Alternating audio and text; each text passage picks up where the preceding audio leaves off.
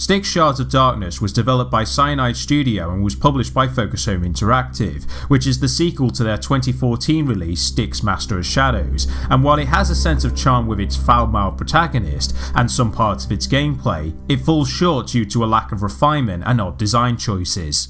The game takes place after the events of its predecessor, with protagonist Styx returning as the playable character and uncovers his race is being targeted by a squad called Carnage. However, Styx realises their leader, Captain Heldren, has no interest in eliminating him, and after some exposition, Styx finds out there's more going on than he initially thought. As with every stealth game, your main objective is to get from point A to point B undetected, but unlike other titles where being overt is optional, Shards of Darkness strictly focuses on covert tactics, so if you get spotted, it's likely you'll die as combat is non-existent. You can parry attacks if timed correctly, but this is only useful in 1v1 situations, and if you're facing multiple enemies, parrying becomes a fruitless affair. To make matters worse, the parry animation cannot be cancelled if you suspect multiple threats, and as such it makes this feature pointless. Granted, running away from your adversaries seems logical, but this tactic doesn't guarantee safety as enemies have numbers and will either shoot arrows or throw daggers. Not to mention, once you've been discovered, everyone in the area knows your exact location, which can be annoying on the highest difficulty as there's no checkpoints. Therefore, I wish the game featured a minimap for situational awareness, otherwise it's frustrating when you get further into a level, only to be spotted by an NPC and kills you in a single blow. The levels in Shards of Darkness are spacious for planning your route and contain materials for crafting items, such as sand to put out torches, iron ore to create bolts for eliminating guards, potions to hide Styx's odour from dwarves, etc.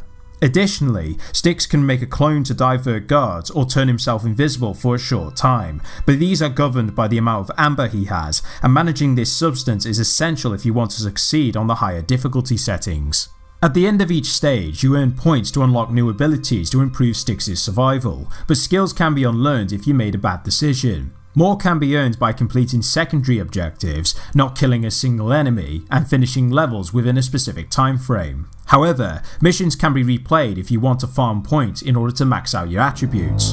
When it all works, sneaking past NPCs can be satisfying, but I'm not a fan of how the platforming is treated. Although it's functional for the most part, there were occasions where Styx didn't grab onto ledges where he should have, and while the death screens that contain his fourth wall breaking dialogue are amusing initially, when you keep dying over and over they do become monotonous. It also isn't helped by how the levels get reused in the second half, which gives the impression the developers were trying to pad out the game. Shards of Darkness does have co-op if you want to play missions with a friend, but your enjoyment of this mode depends both on your communication and how skilled you are. No matter whether you play solo or in co-op, the game is difficult, but due to the issues I mentioned earlier it can feel unfair at times. Styx Shards of Darkness may not blow you away as far as graphical fidelity is concerned, but it does a decent job with its presentation. There's a good amount of variety when it comes to its colour palette, as well as the amount of light and shadows within certain environments. Voice acting on the other hand is a mixed bag. Styx and other important characters deliver their lines fine, but the voices for guards tend to get repetitive, and while the plot did keep me playing towards the end, I don't think it will win any awards as far as storytelling is concerned. Ultimately, Styx Shards of Darkness is a game you'll either like or dislike depending on your taste. The thrill of sneaking past enemies, exploring levels for materials and completing secondary objectives is satisfying, however the lack of a minimap, unrefined platforming and basic yet dodgy AI are major letdowns. Case in point, it's a game that left me conflicted and you might feel the same. For hardcore stealth fans there is some enjoyment, but for the rest of us, Styx Shards of Darkness should be left in the shadows. That's it! Game over, man! We're in some real pretty shit now! Listen, I may be digitized, but I'm not stupid. What's your excuse?